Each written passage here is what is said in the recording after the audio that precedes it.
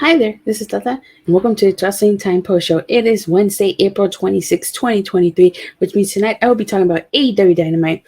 So let's kick things off talking about Tony Khan's announcement. Tony Khan announced that the Owen Hart tournament is returning this year, and the tournament will take place in Canada, including Forbidden Door. Of course, he thanks Dr. Martha Hart, and the opening matches will take place at Double or Nothing. So I have to say, I was at last year's Double or Nothing, and I actually really liked the Owen Hart tournament. I enjoyed it, and I was happy to be there to see Adam Cole Baby and Dr. Britt Baker DMD win their respective matches, and I got to see Rancic perform Ruby Soho live, so that was a cherry on top. And he goes on to say that the finals will take place in Owen's Hart hometown of Calgary, Alberta, Canada. The interesting thing, the finals is scheduled to take place July 15th, which is a Saturday. So maybe, again, that's the rumored AEW Collision show that's supposed to be airing on Saturdays. Or maybe it's a Saturday special. We'll have to wait and see. But I'm very excited for the Owen Hart tournament. I really liked last year's, and I'm very curious to see who's going to be a part of it this year and who will win this year. But what did you guys think of Tony Khan's announcement and your thoughts on Owen Hart's tournament returning again this year? So then, to talk about the second thing, let's talk about Adam Cole Baby's in-ring promo. So he calls Jericho a son of a bitch for what he did to Dr. Britt Baker, DMD, which is his real-life girlfriend. He says it's one thing to jump him, and it's another thing for Chris Jericho to run his mouth, but it's definitely a different thing for him to handcuff Adam Cole to the ring and force him to watch Britt get beaten down. He talks about how he's going to smash Chris Jericho's face, and he starts losing his patience because Chris Jericho refuses to come out. Chris Jericho appears on the Titantron, and he calls Adam Cole a coward for allowing what happened to Britt Baker. And Chris Jericho says he doesn't want anything to do with Adam Cole, so he sends the JAS after him. And then who comes out? Bandido and Orange Cassidy come out to save Adam Cole. Of course, they're still outnumbered. And now, who comes out to help Adam Cole? Roderick Strong. I was shocked because I was not expecting Roderick Strong. Last I heard, his release was denied by WWE. Now he shows up here. Incredible. Like, I was totally not expecting Roderick Strong. Now, if only Bobby Fish was still in AEW, we would have the full 4 members of the Undisputed Era in AEW. But even with Roderick Strong, you could still do Adam Cole and Kyle O'Reilly when he returns as an Undisputed Elite, possibly maybe facing off against the Elite. But now, that's going to be incredible. So, Roderick Strong is officially All Elite. They released a graphic, so I cannot wait to see what they do with Roderick Strong and Adam Cole in the meantime while Kyle O'Reilly is still recovering.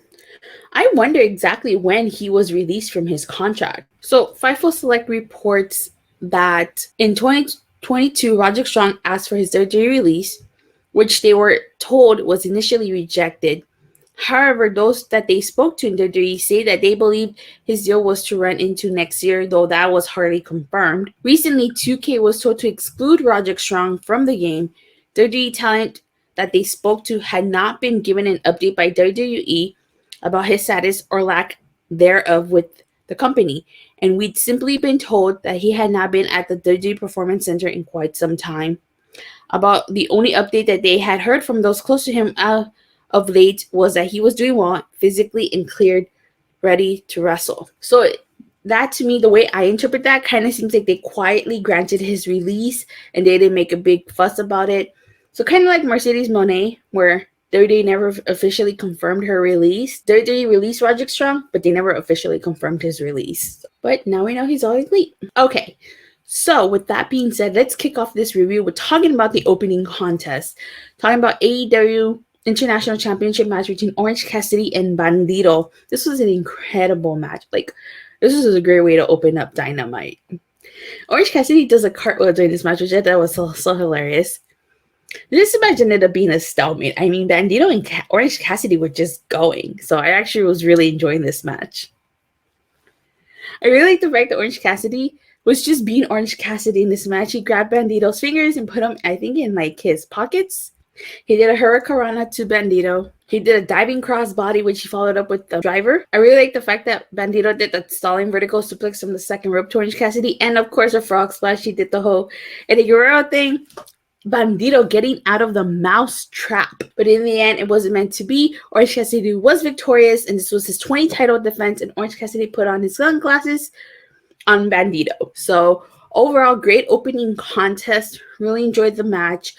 But I kind of feel like, don't get me wrong, I like Orange Cassidy, but I feel like his reign is getting kind of stale. He's putting on banger of matches, but like, who's going to take that title off of him? I was kind of hoping Bandido was going to win here. Unless I missed it, I don't think Bandido hit the 21 plex in this match. I actually really like that move. But overall, it was a great match. Can't complain. All right, so then we had an Adam Cole Baby backstage interview, in which he's talking about how he's going to call out Chris Jericho.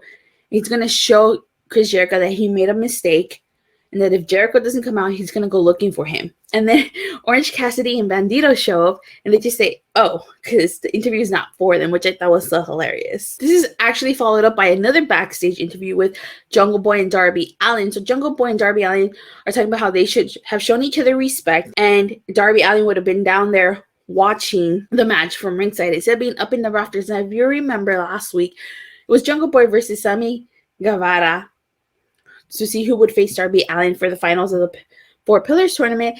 And because MJF got involved, Jungle Boy lost a match, and Darby Allin was watching, but he was watching from the rafters.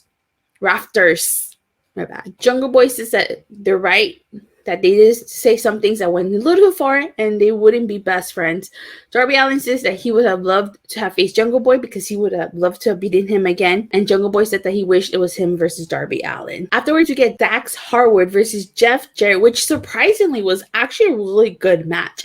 I enjoyed this match. I mean, they were both going at it.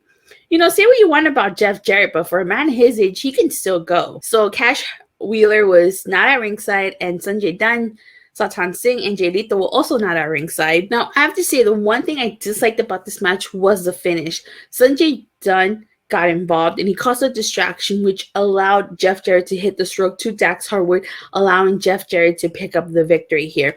And then Sanjay Dutt handed Jeff Jarrett a tag title belt, and he kissed it, and then Sanjay was like doing the strut or something. Now, I was not a huge fan of the ending, because I feel like, why is Jeff Jarrett beating Dax Harwood? And why would Jeff Jarrett and Jay Lethal get another title opportunity if that's what this is going to lead to, when there are other tag teams who could possibly challenge for those tag titles? Jeff Jarrett and Jay Lethal already had an opportunity and lost. So why would they get another opportunity if that, I'm just saying, if this is what that leads to? But I was not a huge fan of the finish, but great match. And then after this is when we get Tony Khan's announcement, but I talked about that at the beginning, so no need to rediscuss it. Afterwards, you get Wardlow versus a local competitor. I don't know what the point of this was. This was kind of pointless. Wardlow, if you ask me, is long past the phase of fighting local competitors and local jobbers. He's the 3-time TNT champion, for Christ's sakes. Why is he still fighting local jobbers? So this was my least favorite part of tonight's show. This was a squash match, an enhancement match, whatever you want to call it. This match is totally unnecessary if you ask me. But I guess you can say it's not about the match. It was about what happened afterwards. Like, honestly, you didn't even need to have this. You could have literally just had Wardlow and Arn Anderson go out there and cut a promo. So in regards to the jobber, Arn Anderson tells that jobber to go take a bath and drink a 12-pack. He says he's been in this business for 40 years, and in 3 years he's been walking down the halls. He knows who is who. He mentions the NFL draft, and he calls Wardlow AEW's dynasty. He says Wardlow can put AEW on his shoulders and take it to the next level. Starts talking about how sometimes you had to bite someone's thumb off or crack someone over the head with a steel chair. And then this is where Christian Cage interrupts, and he comes out with Luchasaurus, who, in my opinion, kind of resembles Kane with that attire that he had. I mean, he had the black and the red, and then he got spikes right here. So it seems to me like Wardlow's next feud is probably going to be Christian Cage, or maybe against Luchasaurus. That definitely seems to be the direction they're heading in. We get a Sammy Guevara backstage interview in which he's talking about his big moment. But before he can say anything, MJF interrupts and basically kisses Sammy Guevara on the forehead. And Sammy Guevara kisses MJF on the forehead. And they talk about how they don't care what anybody says. Sammy Guevara says this is their moment. And that MJF says that Sammy's going to get a big check. And MJF says the reign of terror is just the beginning. Now, they exchange presents here. And Sammy Guevara gives MJF a matching vest, and MJF gives Sammy Guevara a Burberry scarf, and both men hug, and they just make this silly face, which I kind of thought was hilarious. So they really think that they're best friends.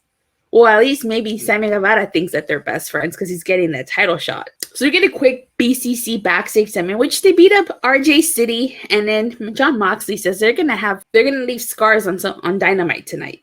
Okay, so after this, we get the finals for the AEW Pillars Tournament. It's Darby Allin versus Sammy Guevara, and MJF just comes out. Not only is he doing commentary, but homeboy comes out with the jar of pickles. Like, he's just sitting there eating pickles. He's advertising these pickles. I don't know if this is like a legit cross promotion, like he's gonna get limited edition pickles released, or if he was just like BSing it. But he comes out eating pickles, and he's giving out these pickles out to commentary, which I thought was so hilarious. And now Sammy Guevara versus Darby Allin was an incredible match. You have Darby Allin stepping on Sammy Guevara's back. You have Sammy Guevara giving Darby Allin a low blow while the ref is distracted. You have Sammy Guevara doing a moonsault to Darby Allin on the outside. You have Darby Allin attempting to do a tope suicida, but then Sammy Guevara counters with the cutter. Taya Miller comes out, and of course she causes a distraction. That Spanish fly that Sammy Guevara does from the top rope to Darby Allin was incredible. And then Sammy sets Darby Allin up on a table that he set up, and he does a 450 splash through the table, which was incredible. I'm not sure why that's not a DQ. Of course, because MJF was on commentary, he caused a distraction with Darby's skateboard. And in the honor of the late Eddie Guerrero, Sammy Guevara playing possum, pretending that Darby Allin hit him with that skateboard. And so Sammy Guevara ends up winning this match. And then there is a double beatdown on poor Darby Allin by Sammy Guevara and MJF. Then Jungle Boy comes down to save Darby Allin with the steel chair, but Darby Allin is pissed at Jungle Boy because he wasn't there for the match. And so MJF encourages Darby Allin and Jungle Boy to beat each other up. You could tell Darby Allin got busted open. Tony Schiavone interrupts and calls MJF a prick, and he says there's going to be a tag team match next week, and if Jungle Boy and Darby Allin win, there will be a Pillars 4-way match. So I'm actually really excited. I think it's pretty obvious that Jungle Boy and Darby Allin are going to be victorious, and we're going to get that 4-way Pillars match. Now, it could be that maybe this tag match also ends in a screwy finish, and this rivalry gets extended a little bit before we get the 4 Pillars match, but I'm pretty sure they're going to win, so the 4 Pillars match is going to be set in stone. Now, I feel like the next segment is going to play a part in this tag match, because afterwards, MJF and Sammy Guevara are backstage. MJF is pissed. He says that ever since he won the belt, Tony Khan has been playing games, and wherever he goes, the Triple B follows. So he's getting into his car to leave, and Sammy Guevara tries to leave with MJF, but MJF says his car is full, and Sammy doesn't seem to be too happy about that. He looks kind of confused because, like, they show MJF's car and there's really nothing inside. So I feel like it's going to play a part. Maybe Sammy Guevara is going to walk out on MJF. Maybe he's going to basically leave MJF out to dry, and it's going to end up being a 4-way match. So something's going to go down in that tag match. After we get the Adam Cole in-ring promo, which I also talked about at the beginning. We get a quick QTV segment. Not a huge fan of that. But Powerhouse Hobbs attacks QT Marshall because he's not happy that he lost the TNT title. Okay, so afterwards we get the TBS Championship match. It's Taya Valkyrie versus Jade Cargill. And Taya Valkyrie is not allowed to do Jade because otherwise she'll get DQ'd. I feel like this was Jade Cargill's best competitor to date. I mean, I don't know why I was expecting Taya Valkyrie to be victorious in this. I mean, it was just a match on Dynamite, not to mention Smart Mark Sterling and Layla Gray were at ringside. So, but I thought this was a good match. Now, I was impressed. Jade Cargill hitting the Canadian Destroyer to Taya Valkyrie here.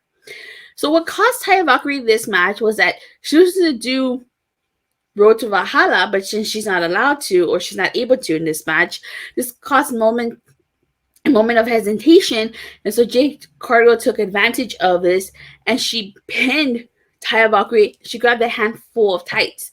So maybe that tells me this rivalry isn't over. Maybe it'll go on to Double or Nothing, and that's when Jade Cargill will lose, and Taya Valkyrie will be champion. But it doesn't seem like this feud is over now, unless this is a one-off match, and they're still going to wait for Chris Statlander to come back. But if not Taya Valkyrie, then Chris Statlander. If not Chris Statlander, then I don't know who. But Jade Cargill has to lose that title in order for her to move on to other storylines. Because right now, her storyline is that she's undefeated and she has that belt. There's not much more you can do with that unless she loses. So maybe she'll lose at Double or Nothing. But that handful of ties at least tells me that this feud isn't over. And I would be shocked if it is over. So we get Britt Baker and Jamie Hayter backstage promo. They're basically talking about how they're fairly decent human beings, but they talk about how the Outcasts couldn't even use their own hands. They had to use weapons to beat them up. He said that this is far from over. It's war, and they say that they need to send them to the morgue in order for this to be over. So again, I still think this is leading to blood and guts. Maybe at Double or Nothing, maybe after Double or Nothing, but we gotta get the ball rolling if this is leading to blood and guts. If it's not leading to blood and guts, then where is this? What's the end game to this? But what do you guys think? Does this lead to blood and guts? Or does this lead to just a random women's tag match? I still say blood and guts, but I don't want to get my hopes too high up and expect blood and guts. So the main event ends up being the Butcher and the Blade versus Kenny Omega and Konosuke Takeshita. Bryan Danielson comes out and does commentary for this match. So I actually really enjoyed this match. This was a really fun main event. I really love the fact that Kenny Omega and Konosuke Takeshita worked really well together. They double teamed the Blade. They isolated the Blade from the Butcher.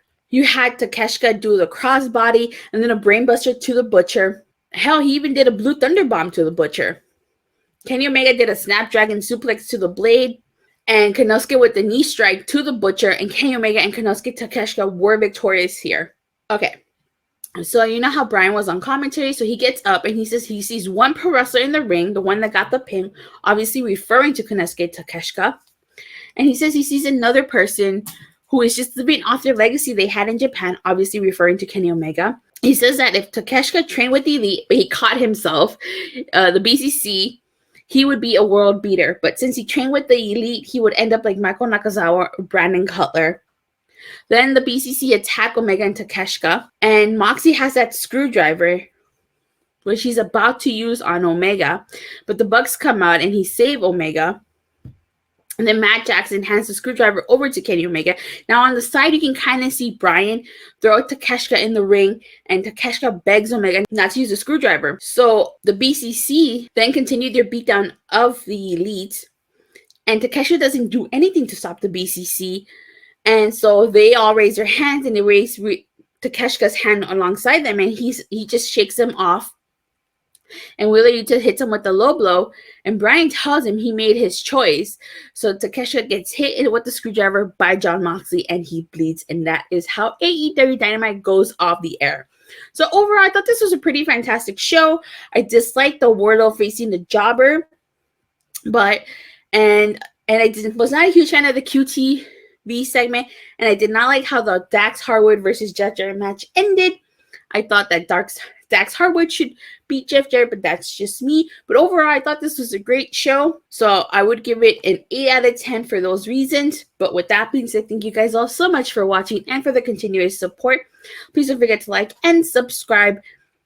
And make sure you hit that bell so you get notified whenever I go live or release a new video. And I do have some unboxings coming out. I have my unboxing of the Astro Mega Ship / Mega Zord coming out soon. Hopefully next week. I'll keep you guys updated on that.